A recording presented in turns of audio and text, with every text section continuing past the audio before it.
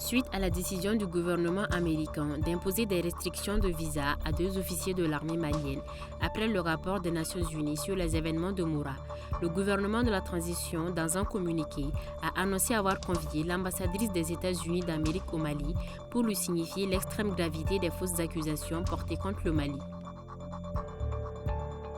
Le sous-préfet de Farakou, Ali Sissi, a recouvré la liberté le mardi 30 mai après 3 ans et demi de captivité.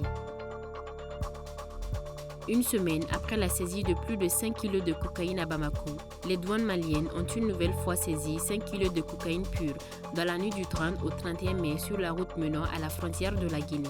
La valeur marchande de la saisie est estimée à plus de 300 millions de francs CFA. La campagne électorale à l'occasion du référendum constitutionnel est ouverte ce vendredi 2 juin et prendra fin dans 2 semaines.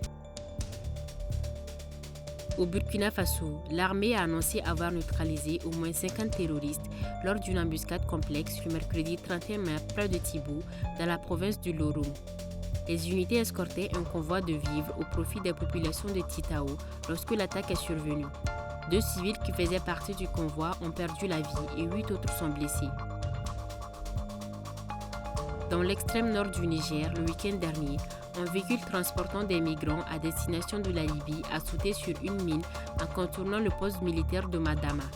L'incident a fait au moins 2 morts et 8 blessés.